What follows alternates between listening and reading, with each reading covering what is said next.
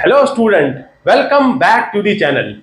बच्चों, आज के टॉपिक में मैं फिर से वही डिस्कस करने वाला हूं एमसीक्यू मल्टीपल चॉइस क्वेश्चन जो मैं अटेम्प्ट करूंगा, जिसके 4 ऑप्शंस होंगे। आपको करेक्ट ऑप्शन समझना है और वो क्यों है, बहुत इंपॉर्टेंट है कि उसका बेसिक रीजन समझ में आना चाहिए कि वो है तो आंसर वो क्यों है।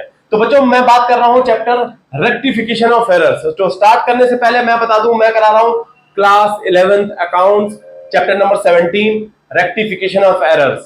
टीएस ग्रेवाल की बुक में फॉलो कर रहा हूं, जिसका एडिशन 2023-24 का है।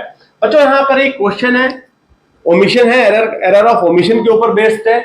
आपको समझना होगा कि एरर ऑफ ओमिशन क्या परमिट करता है, होता क्या है, उसका इंपैक्ट क्या है। बड़े आराम से समझेंगे, बहुत इंपॉर्टेंट है। आप कंसेप्चुअली बहुत अच्छे से समझ पाते हैं अगर एमसीक्यू आप अटेम्प्ट करते चले जाते हैं। तो आइए पढ़ते हैं। Error of omission permits.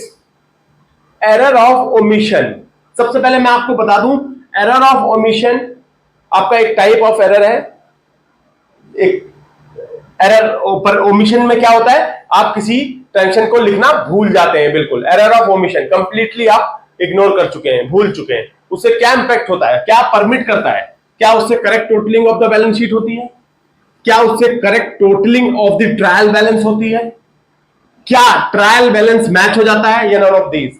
सबसे पहले बच्चों आपको यह ध्यान रहना चाहिए कि हमारा जो सीक्वेंसल है, general entry, ledger posting, then आपका ट्रायल बैलेंस। ट्रायल बैलेंस आता है थर्ड, देन आपका फाइनल अकाउंट, जिसमें आप बैलेंस शीट तक पहुंचते हैं।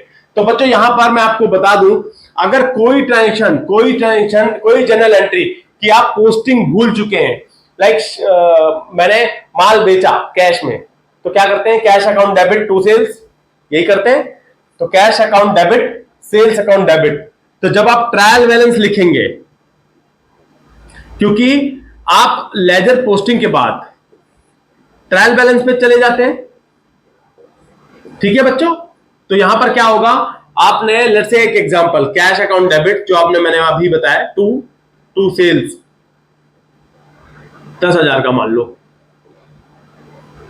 ये एंट्री आप ओमिट कर चुके हैं, भूल चुके हैं। एरर ऑफ ओमिशन क्या परमिट करता है, मैं आपको प्रैक्टिकली समझा रहा हूं तो आपके कोई कंफ्यूजन क्रिएट ना रहे।